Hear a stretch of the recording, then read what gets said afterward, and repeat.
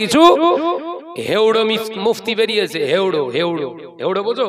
হেউড়ো মুফতি, ওরা ফতোয়া টতোয়া বেশ ভালো করে তৈরি করে পাকিয়ে মশলা বেটে স্টেজের উপর এখন মেয়েদের সব বুখারী পড়াচ্ছে,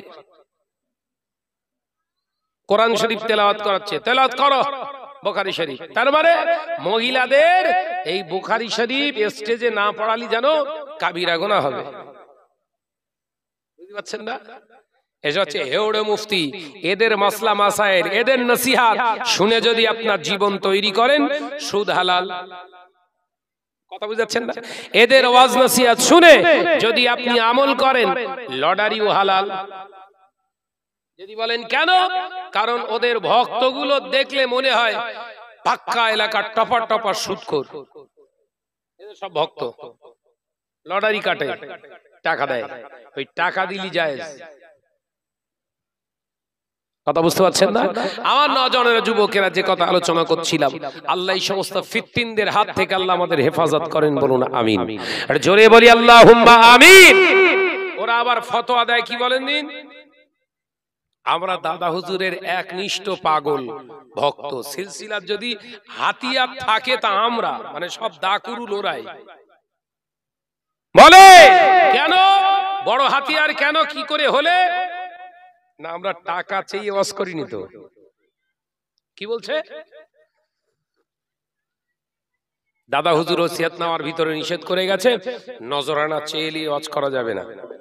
আমরা সেটা মানি। শুনেছেন আপনারা? হেউড়ো মুফতি, হেউড়ো মুফতি গো, হেউড়ো মুফতি এটা বল যে টাকা চেয়ে নেওয়া নিষেধ করেছে দাদা হুজুর, এটাও তো দাদা হুজুর নিষেধ করেছে। সুদখোরের কাছ থেকে, ঘুষখোরের কাছ থেকে, লটারিখোরের কাছ থেকে, মদখোরের কাছ থেকে চাঁদা নিয়ে যদি তোমার নজরানা দেয়, নেবে না, ওটা নাজায়েজ। এটা আর বলছে না, বল। কথা বুঝতে পারছেন না? তার মানে ও হেউড়ো মুফতি ধরা পড়ে যাবে। তাই এই সমস্ত ফিতনাদের থেকে হেফাজত করেন। আমি আপনাদের ভাই হিসাবে সচেতন করে রেখে যাই।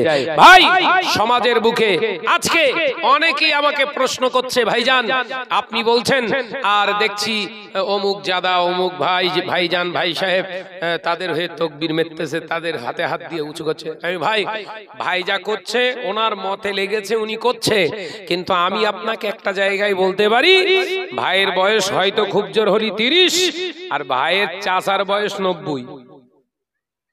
কথা বুঝতে পারছেন না? ভাই যে ভাই করছে করুক, ভাইয়ের বয়স 30 আর ভাইয়ের চাচার বয়স 90। যিনি দাদা পীর রহমাতুল্লাহ আলাইহির হাতে হাত দিয়ে বায়াত গ্রহণ করেছে, তানার মানবেন না ভাইপুর কথা মানবেন? যিনি দাদা হুজুরকে নিজে চোখে দেখে হাতে হাত দিয়ে বায়াত গ্রহণ করেছিলেন, তানাকে মানবেন, অনুসরণ করবেন, না ভাইপুর কথা মানবেন? ওটা আপনি বুঝবেন। কে আপনার ভালো লেগেছে, আপনি যা করছেন করুন। কথা বুঝতে পারছেন না? এছাড়া আর কি বলবো? তবে আমার মত, মুরব্বীদের ওভারটেক করে ফসল খেতে ঢুকলি মারি খেতে হয়। কথা বলছেন না? বাপ বলেছে, খবরদার খোকা, ওই গ্রামে যাস না, জানো ওই গ্রামের লোক খুব একটা সুবিধের না, যাবি না। আমি বললাম, না ভাইজান, আব্বা ও গ্রামের লোক বিরাট আমার ভালোবাসে, বিরাট আমার ভালোবাসে, আমায় ডেকেছে, আমি যাব। এখন আমি সেই গ্রামে গিয়ে মোটামুটি গিয়ে বিরাট জলসা জুলুস করলাম। জলসার থেকে নেমে আসার পরে বলছে, হুজুর আপনি যা ওয়াজ নসিহত করেছেন সব ভুল, তাই আপনার কিছু দিলুম না, আপনি এমনি চলে যান। মার খেয়েছ না? খাইনি। এই কথা বলছেন না কেন? আমার নজনের যুবকেরা, তাই সাবধান, আমাকে আপনাকে সাবধান হতে হবে। আমি আপনার ভাই, আপনার ঘরের ছেলে না হলেও অন্তত ইমানি ভাই হিসাবে আপনাদের দায়িত্ব এটা বুঝে দেওয়ার জন্য কথাগুলো বললাম। সাবধান হন। বিশ্বনবী বললেন, দ্বিতীয় খেলা কি?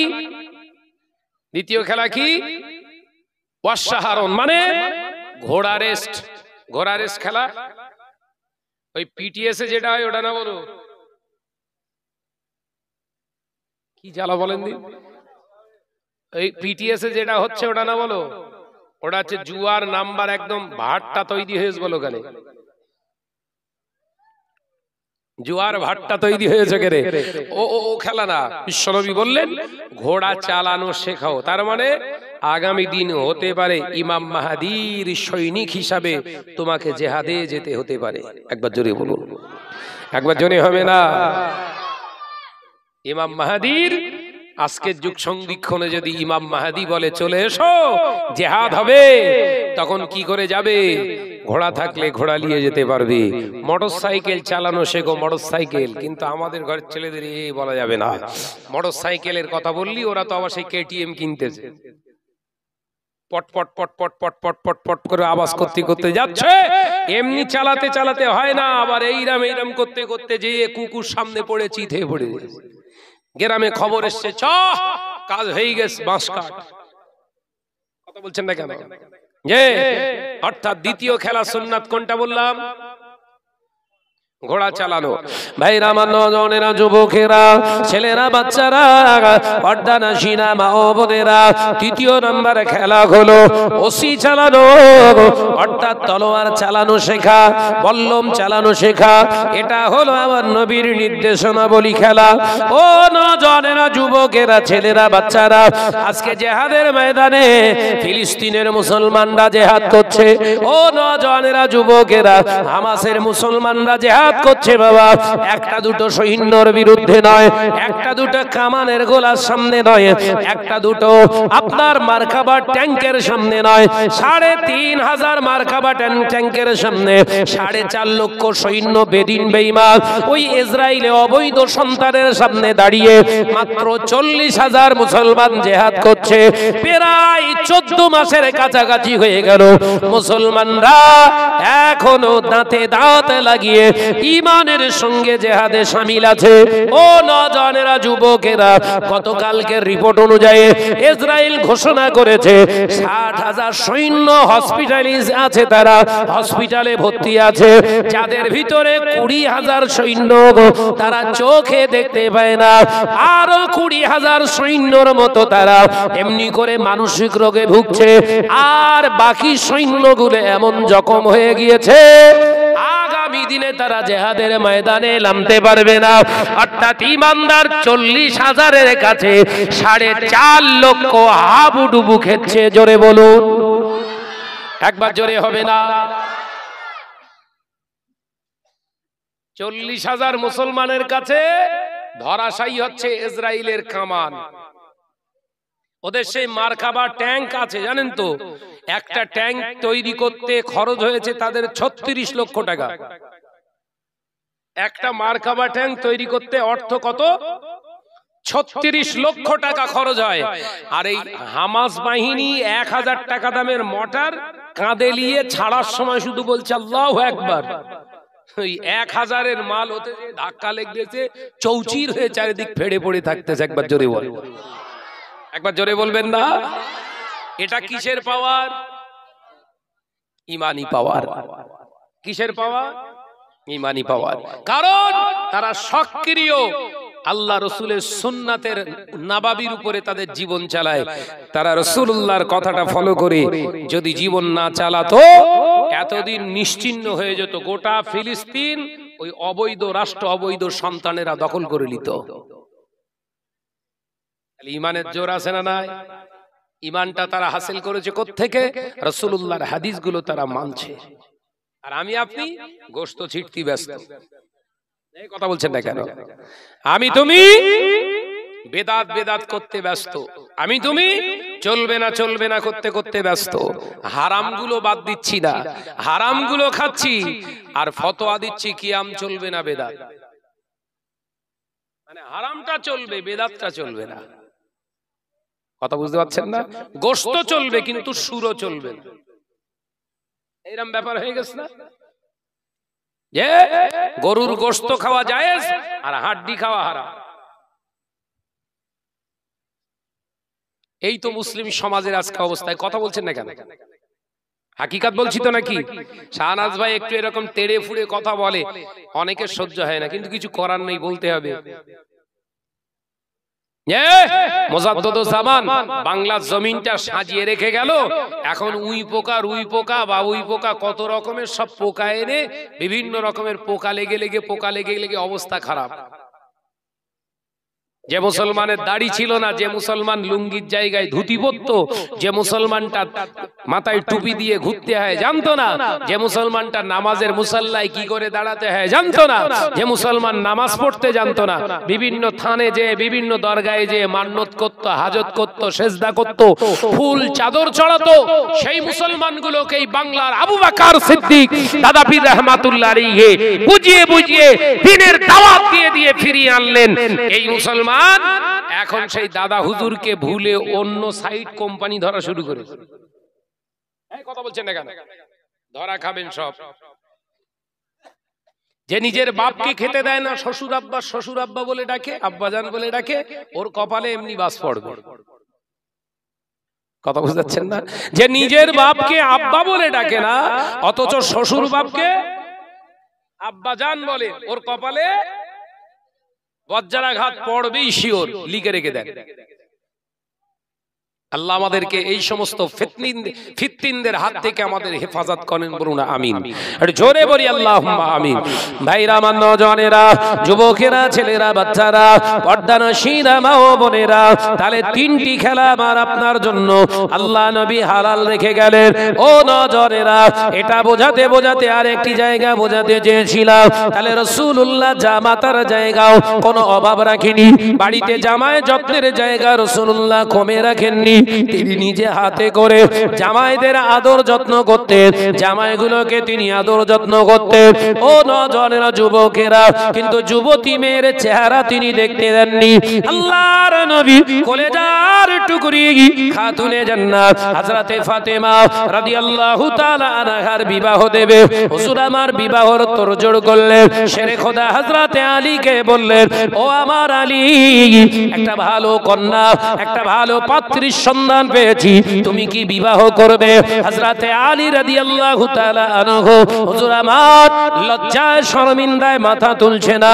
আল্লাহ নবী বললেন, আলী, শীঘ্রই বলো, এইরকম কন্যা তুমি আর পাবে না, এরকম পাত্রীর সন্ধান তুমি কোথাও পাবে না। হযরতে আলী অনেকক্ষণ চুপ করে থেকে লাজুক ঠোঁটে লাজুক মনে হুজুর বললেন, ইয়া রাসূলুল্লাহ, হাবিবাল্লাহ, বিয়ে করতে গেলে তিনটে শর্ত আমি আলীর ভিতরে দুটো নয় একটা আছে। লা ইয়াজুজু আন-নিকাহ, আমার জন্য বিয়ে করা জায়েজ নয়। সুবহানাল্লাহ বলবেন। নবী ফতোয়া দিয়েছে, নবী বলেছে যে পুরুষ বিয়ে করতে গেলে তিনটে শর্ত দরকার। সেই নবী বিয়ের কথা বলছে কাকে? শেরে খোদা হযরতে আলীকে। আর হযরতে আলী জবাব দিচ্ছে, হুজুর, তিনটে শর্তের ভিতরে দুটো আমার নেই, অর্থাৎ বিয়ে করা আমার জন্য জায়েজ নেই। একবার জোরে বলে, একবার জোরে বলবেন না? আর আমাদের আলীগুলো বলছে এই সপ্তাহে হবে, ওর বাপকে বলছে এই সপ্তাহে হবে, নইলে কি বলছে, ওরে ও পালাবে। আমি কি ভুল বলছি না ঠিক? আমাদের ফাতেমা গুলো জিজ্ঞাসা করছে, এমন এ ভালো একটা ছবি দেখ, মাস্টারি চাকরি করে ছেলেটা, কিংবা ওই কোম্পানিতে চাকরি করে, 19,000 টাকা মাইনে দেয়। ও মা, তোমার পছন্দ? ওর মা খোলা সামানা বলতে, হ্যাঁ আমার খুব পছন্দ, তাহলে তুই কর। আমি কি ঠিক বলছি না ভুল বলছি? জোরে বলে। কারণ ওই ফোনে, হ্যালো, আমি তোমার জন্য রাত জেগে জেগে হয়ে গেছি এবার কালো, তুমি কি আমার বাসবে ভালো, এক্ষুনি চল আমতা মোড়ে খেলা হবে। কথাটা ঠিক না ভুল? আবার ওই পাশে ওই রেল স্টেশন রেঞ্জ, জেঠিয়াল ময়দান, আমার নওজওয়ানেরা, যুবকেরা, ছেলেরা, বাচ্চারা, মুসলিম সমাজ ভঙ্গুর হয়ে গেছে। কারণ এই হক কথাগুলো আমরা সঠিকভাবে মূল্যায়ন করে সমাজকে দিতে পারছি না। বলে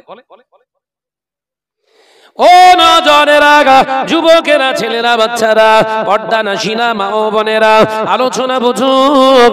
আল্লাহ নবী দার নবী রাহমাতাল লিল আলামিন বললেন, ও আমার আলী, তোমার মোহরানা দেওয়ার মতো কি কিছু নাই?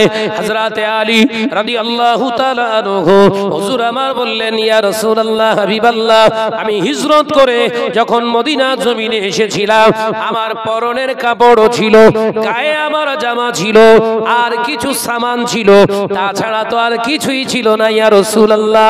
আমার এখন বাসস্থান নাই, আমার কাছে অর্থ নাই, বিয়ে করা আমার জন্য বৈধ নয়।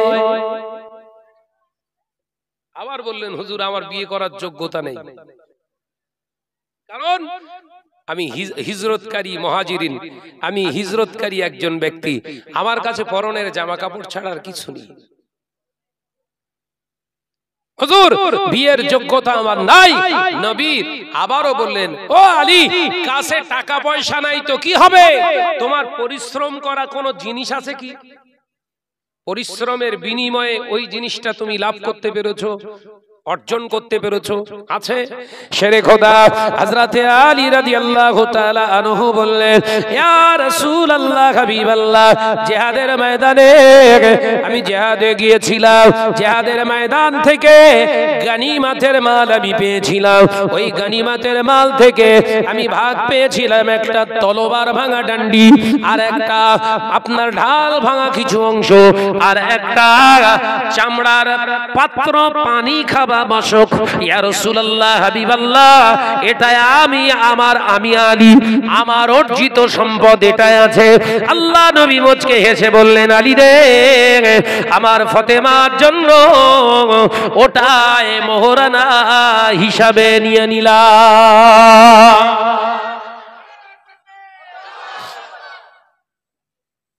মেয়ের বাপ মোহরানা চেয়ে নেবে ছেলের কাছ থেকে, এখানেও দালাল ফিট করিস আমরা, এই কথা বলছেন না কেন? মোহরানা চাইতে যায় কারা? সেই দুজন সাক্ষী, এত নাকি? আলহামদুলিল্লাহ। চাইতে যাই কে? জোরে বল না রে বাপ। তো আপনাদের এখানে বিয়ে হয় এভাবে তো নাকি? সেই খানচাই সব সাজিয়ে টাজিয়ে কথা বলে না। বিশ্বনবী বললে, মেয়ে তোমার, মোহরানা চাইতে হবে তোমার। এখানে দালাল ফিট করে, আরে মোহরানা দালাল ফিট করবে না তা কি? পচা মাল মুচি খদ্দের, কথা বলছেন না কেন? পচা মালের মুচি খদ্দের, ওই পচা মাল বিকবে অত সহজে? কলা বিক্রি হয়, কেনেন তো নাকি? সিঙ্গাপুরি কলা, ওই কলাটা ছাড়া অবস্থায় খোলা অবস্থায় আছে, পছন্দ হলে ফাটাফাট দিয়ে টাকা দিয়ে মেরে বেরিয়ে আসেন, তাই তো নাকি? আর ওই কলা যদি সিলে থালাই করে বিক্রি হয়, ফিরি দিলে নেবেন। এখন আপনাকে জোর করে ওই কলা দিতে গেলে আপনি তো বলবেন, ভাই কলায় সেলা কলা নিতে পারি, ওষুধ খাওয়ার দাম দিতে হবে। কথা বলছেন না? কলা সেলা নিতে পারি, কারণ এ কলা খেলে যে ডায়রিয়া হবে না কোনো গ্যারান্টি নেই।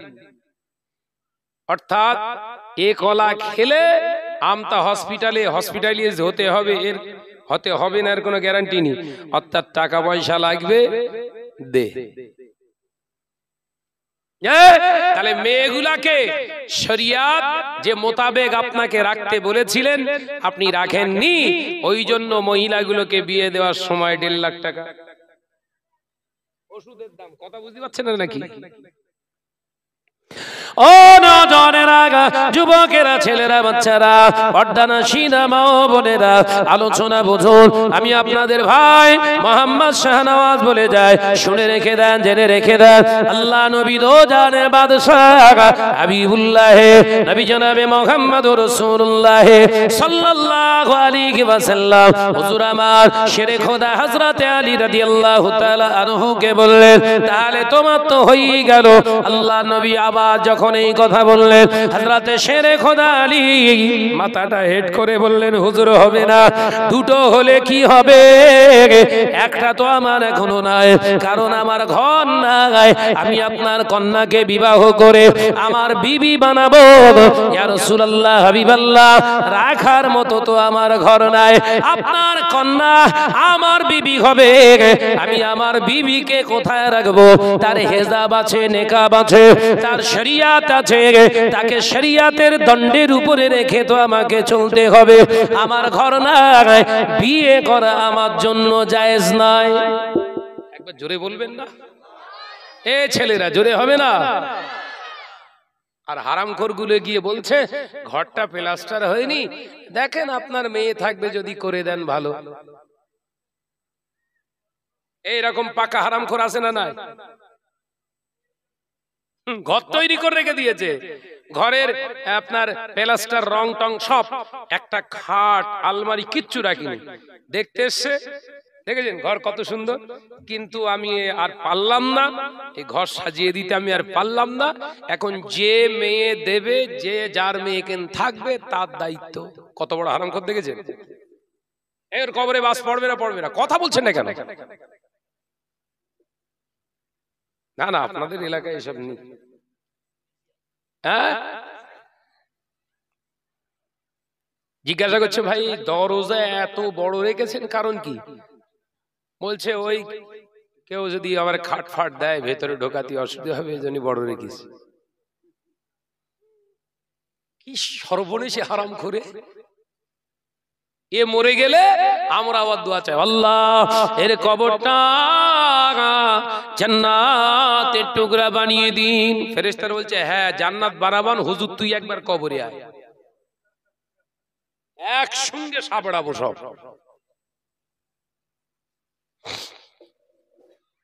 ও নজনেরা, যুবকেরা, ছেলেরা, বাচ্চারা, বর্ধানাসীরা, মা ও বোনেরা, আলোচনা বেশি বাড়াবো না। আমি আপনাদের ভাই মোহাম্মদ শাহনওয়াজ বলে যান, শুনে রেখে দিই। আল্লাহ নবী যখন এই কথা শুনলেন, শেরে খোদা হযরতে আলী রাদিয়াল্লাহু তাআলা আনহুর মুখ থেকে যখন শুনলেন, আমার বিবিকে আমি কোথায় রাখবো ইয়া রাসূলুল্লাহ, আল্লাহ নবীর মনটা খারাপ হয়ে গেল। মদিনার বিশিষ্ট ধনী সাহাবী উঠে দাঁড়িয়ে বললেন, ইয়া রাসূলুল্লাহ, হাবিবাল্লাহ, হুজুর আপনি বিয়ের দিন ঠিক করুন, আমার ভাই আলীর ঘর নাই, এটা আপনাকে বিশ্বাস করতে হবে না, আমি আছি, আমার ছয়টা ঘর আছে, আমার ছোট বোন খাতুনে জান্নাত ফাতেমা রাদিয়াল্লাহু তাআলা আনহার জন্য, আর আমার ভাই দুলা ভাই আলীর জন্য, আমার এই 6টা ঘরের ভিতর থেকে সব থেকে ভালো ঘরটা আমার বোন এবং ভাইকে আমি দিয়ে দিলাম। একবার জোরে বলে,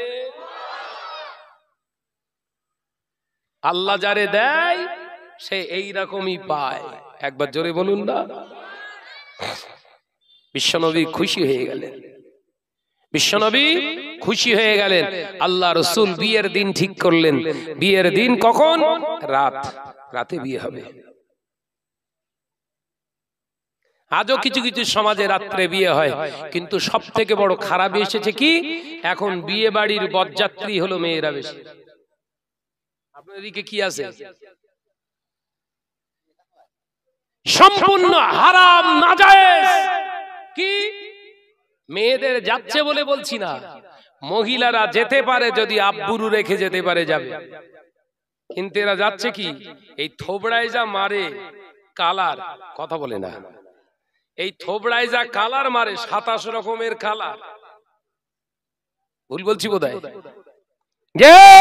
27 রকমের কালার, চোখের পাতার উপরে লাল, চোখের ভুরু আবার কালো, তার উপরে আবার চিকমিকে, এর উপরে আবার হলুদ কালার, তার উপরে আবার সাদা, সব মেরে সব ঢেকেছে। আর ওই থোবড়া আলগা, কথা বলছেন না কেন? থোবড়া আলগা বিয়ে বাড়িতে 150 জন বরযাত্রীর ভিতরে 75টা মেয়ে গিয়ে হাজির হয়েছে। এলাকা চষে ফেল দিচ্ছে একদম। ক্যাটারাররা খেদমত করছে, ক্যাটারিং করছে, আলুর পিসের উপরে বলে দিচ্ছে নাব্বানটা দিও। মিথ্যে কথা বলছি? কত রিপোর্ট নিবি রে বাপ। ক্যাটারার ছেলের সঙ্গে ওই ক্যাটারিং করতে যেয়ে ওখান থেকে তুলেলে ঘুরতেলে চলে গেল। কিন্তু মেয়েটাকে যদি না নিয়ে যেতেন, ওই বিয়ে বাড়ি থেকে যদি না নিয়ে যেতেন, এই ফিতনা আপনার ফ্যামিলিতে ঢুকতো। এই কথা বলছেন না? যুবতী মেয়েটাকে যদি না নিয়ে যেতেন, আপনার বাড়িতে ওই আপদ কোনোদিন ঢুকতো? সুযোগ করে দিয়েছে কে? আপনি পুরুষ, আপনি গার্জেন, ওই জন্য আপনাকে ধোলাই করবে আল্লাহ আগে। গার্জেন হয়েছিলে, সন্তান জন্ম দিয়েছিলে, সন্তান পালন কি করে করতে হয় শিখুনি, এসো জাহান্নামে খানিকটা মার খাও। আল্লাহ আমাদেরকে বোঝার তৌফিক দেন, বলুন আমিন। জোরে বল না রে বাবা, আল্লাহুম্মা আমিন। আমার নজনেরা, যুবকেরা, ছেলেরা, বাচ্চারা, পর্দানাসীন মা ও বোনেরা, আমি আলোচনার শুরুতে একটি আয়াতে কারিমা রেখেছিলাম, ওমা খলাকতুল জিন্না ওয়াল ইনসা ইল্লা লিয়াবুদুন। আমি আল্লাহ জিন এবং ইনসানকে সৃষ্টি করেছি কেবলমাত্র আমার ইবাদতের জন্য। ও নজনেরা, আমি আপনাদের প্রমাণ দিচ্ছিলাম ইবাদত করা শুধু নামাজ নয়, রোজা নয়, হজ নয়, যাকাত নয়, আল্লাহর ইবাদত বলতে দুনিয়াদারিতে যা কিছু করবেন ইত্তেবায়ে সুন্নাতে নববীর উপরে করবেন, টোটালটা ইবাদত হিসাবে গণ্য হয়ে যাবে। শেরে খোদা হযরতে আলী রাদিয়াল্লাহু তাআলা বিয়ে করছেন ইবাদত। কিভাবে? তিনি বাপের, কন্যার বাপের এরকম গাড় মোচড়ায়নি, এই না দিলে হবে না। আর আজকে সমাজে, আমাদের এই মুসলিম সমাজে এরকম কিছু বড় বড় হাইব্রিড হাঙর হারামখোর আছে, তারা আবার বিয়ের তারিখের অন্তত এক সপ্তাহ আগে মেয়ের বাপকে বলে টাকা দিয়ে যাও, প্যান্ডেল হয়নি এখনো। এরকম আছে না নাই? তাহলে ওটা ইবাদত হবে? এই কথা বলছেন না কেন? ওই বিয়ে করাটা ইবাদত হবে না গুনাহ? কাবিরা গুনাহ, কাবিরা গুনাহ হবে।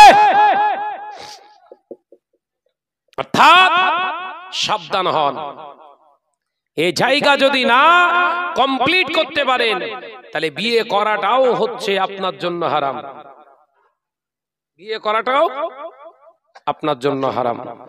সন্তান, স্বামী স্ত্রী মেলামেশা, সন্তান জন্ম দেওয়া ইবাদত। সুবহানাল্লাহ বলেন, জোরে হবে না? শর্ত হলো কি? ফাত্তাবিউনি, আমার হাবিবের ইত্তেবা করা লাগবে। ও নজনেরা, স্বামী স্ত্রীর মধুর মিলন হলো, অথচ ফজরের নামাজ পড়লো না। ওই নাপাক গায়ে যদি স্বামী স্ত্রীতে ফজরের নামাজ গোসল না করে যদি আদায় করে, ওই অবস্থায় যদি বিছানায় শুয়ে থেকে ফজরের নামাজটা কাজা করে, ওই হালাল মেলামেশাটা, ফজরের নামাজটা কাজা করার কারণে, না গোসল করার কারণে আল্লাহর দরবারে নাজায়েজ হিসাবে গণ্য হয়ে যায়। স্বামী স্ত্রী মধুর মিলন, রাসূলুল্লাহ বললেন কোন স্বামী কোন স্ত্রী একে অপরের প্রতি রাজি হয়ে, খুশি হয়ে, নির্জন একাকী চিত্তে দুজনা মিলে মধুর মিলন করলো, ফজরের আজানের আগে গোসল বানিয়ে শরীর পবিত্র করে আবার নামাজ আদায় করে শুয়ে পড়লো, ওই স্বামী স্ত্রীর নামায় আমলে একবার মেলামেশার ওসিলায় আল্লাহ জিহাদের ময়দানে 20টা কাফের মারলে যে সওয়াব আল্লাহ স্বামী স্ত্রীর নামায় আমলে আল্লাহ লিখে দেয়। একবার জোরে বলবেন না? তাহলে মেলামেশা ছিল ইবাদত, হয়ে গেছে হারাম। এই মাথায় ঢুকছে? ছিল কি হালাল, হয়ে গেছে নাজায়েজ। আলোচনা মাথায় ঢুকছে? তাহলে বিশ্বনবী বললেন ওইভাবে সন্তান জন্ম দেওয়া, সন্তান নেওয়া, সমাজের বুকে পিতা হওয়া, মাতা হওয়া ইবাদত। একবার জোরে বলুন, একবার জোরে হবে না? আজকে সমাজে লজ্জা, আমাদের ঘরের মেয়েরা, ভাবিরা, মায়েরা নিলজ্জ বেহায়ার মতো তারা নাপাক গায়ে ওই অবস্থায় অবস্থান করে, সকালবেলা চা দেয়, ওই গায়েতে রান্না করে, ওই গায়েতে যথারীতি সংসারের সব কাজ করে, সেই জোহরের সময় আজান শুনে তবে গোসল। গোসল কি? গোসলের ফরজ কটাও জানে না। এই কথা বলছেন না কেন? আরে জানবে কি করে? সেই নসিহত তো আমরা দিইনি। হয়েছে জ্বর আর খাওয়াচ্ছি আমাশার ট্যাবলেট। সমাজে হয়েছে কি? রোগ হয়েছে কি? জ্বর, আর খাওয়াচ্ছি কি? আমাশার ট্যাবলেট। জ্বর সারবে না বাড়বে? বেড়েছে। ওয়াজ দরকার ছিল কি? গোসলের ফরজ কটা, ওযুর ফরজ কটা। কারণ বহু মানুষ রয়েছে ওই শরিয়াতের কিতাবগুলো পড়তে পারে না। বহু মানুষ রয়েছে লজ্জিত, ইমাম সাহেবের কাছে জানতেও চায় না। কিন্তু মক্ষম একটা সুযোগ আমি শাহনাজের আমার 2 ঘন্টা আল্লাহ সুযোগ দিয়েছে। এখানে আপামর জনসাধারণ ছেলে মেয়ে সব এখানে মওজুদ। তাহলে এখানে যখন প্রেজেন্ট আছে এই সুযোগেই এদেরকে শরিয়াতের হুকুমগুলোকে শেখানোর দরকার ছিল। কিন্তু এই শরিয়াতের হুকুম বানাতে গেলে তো দাওয়াত হবে না। গোসলের ফরজ 3টি। কটা? জোরে বল না রে বাপ। ছেলে মেয়ে ওভাবে শুনে নেন, গোসলের ফরজ হলো 3টি। 1 নাম্বার ফরজ, গোসল করার আগে একটা ফরজ আদায়ের আগে দায়িত্ব হলো যে স্থানে স্থানে জায়গায় নাপাকগুলো লেগে আছে সেগুলো আগে ধৌত করে পরিষ্কার করা। যে স্থানে যে কাপড়ে যে জায়গায় নাপাক লেগে আছে সেগুলো আগে ভালো করে নিচড়ে কোচড়ে ভালো করে পরিষ্কার করে নিয়ে 1 নাম্বার ফরজ কি? মুখে পানি দেওয়া। মুখে পানি দিন, একবার দেওয়া হচ্ছে ফরজ, দ্বিতীয়বার তৃতীয়বার দেওয়া হচ্ছে সুন্নাত। একবার জোরে হবে না? যে একটা ফরজ হলো, দ্বিতীয় ফরজ কি? নাকে পানি দেওয়া। এই নাকের হাড্ডি শক্ত অংশ পর্যন্ত, ছেলে মেয়ে উভয়ের জন্য বলছি, এই নাকের হাড্ডি অংশ পর্যন্ত একবার পানি পৌঁছানো ফরজ, 3 বার পৌঁছানো সুন্নাত। দুটো আদায় হলো। তৃতীয় নাম্বার ফরজ, মাথার চুলের গোড়া থেকে পায়ের তালুর নিচ পর্যন্ত একটা পশমের গোড়াও যেন ফাঁক না যায়, গোটা শরীরটা একবার ধৌত করে নেওয়া হচ্ছে ফরজ, 3 বার ধোয়া হচ্ছে সুন্নাত। একবার জোরে বলুন। একবার জোরে হবে না? কিন্তু আমার মা বোনরা না জানার কারণে দেখা যাচ্ছে 100 বালতি পানি মাথায় ঢেলেছে, পুকুরেতে একটানা আসছে। ভাই আসছে গরম পানি লাগবে না, বাইরের দরকার, বাইরে চলে আসে, সময় হয়ে গেছে। যে আমার নজনা যুবকেরা দেখা যায় অনেক ছেলেরা, সামনে শীত আসছে, ছেলে বিয়ে হয়ে গেছে, পুকুরে গোসল করা কিংবা কলে গোসল করা তার আপনার এলাকায় যেরকম যা সিস্টেম আছে, দেখা যাচ্ছে কলে গোসল করছে, শুধু আপনার বালতি বোঝাই করছে আর মাথায় ঢেলতেছে। গোসল হয়েছে? কথা বলছেন না কেন? কিংবা পুকুরে নেমেছে, আবার ঘরের ছেলেদের পুকুরে গোসলের দোয়া হচ্ছে ইয়া আলী। কথা বলে না? পুকুরের ধারে দাঁড়িয়ে পানিতে ঝাঁপ মারার সময় ঘরের ছেলেরা গোসলের দোয়া করতেছে নিয়ত ইয়া আলী, আর ঘুমুনের নিয়ত হচ্ছে হেইয়ো।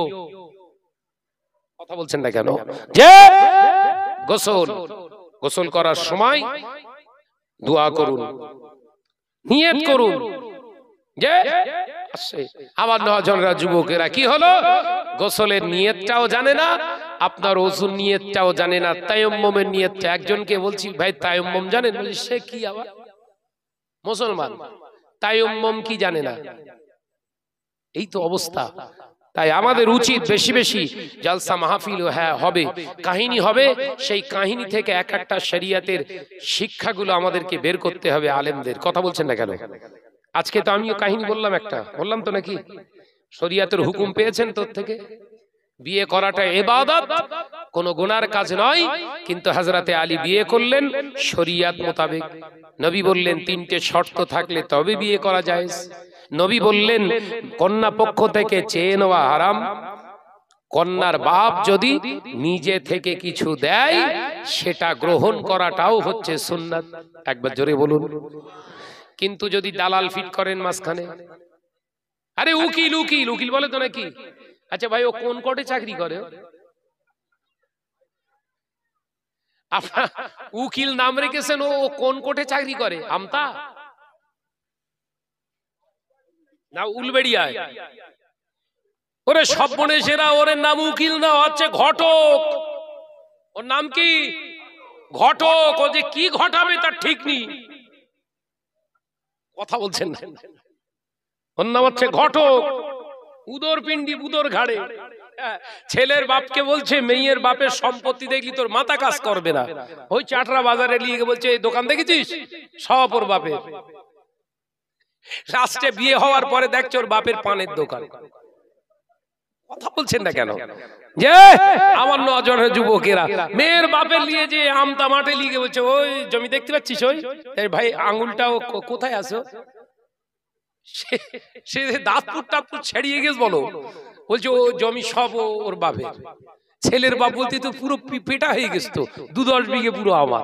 বিয়ের পরে দেখা যাচ্ছে 3 কাঠা। কথা বলে না। এই দালাল থেকে বাঁচুন। জমি বিক্রি করতে যাবেন, মাঝখানে দালাল। মেয়ে বিয়ে দেবে, দালাল। ছেলে বিয়ে দেবে, দালাল। আবার সমাজের বুকে আমি শাহনাজ ওয়াজ করব কোন কোটেশনে, মাঝখানে দালাল ঢুকে বলছে এই কোটেশনে ওয়াজ করে, দাওয়াত বেশি বাড়বে। এখানেও দালাল ঢুকেছে রে ভাই। কথা বলে না। যে আল্লাহ পাক আমাদের বোঝার তৌফিক দেন, বলুন আমিন।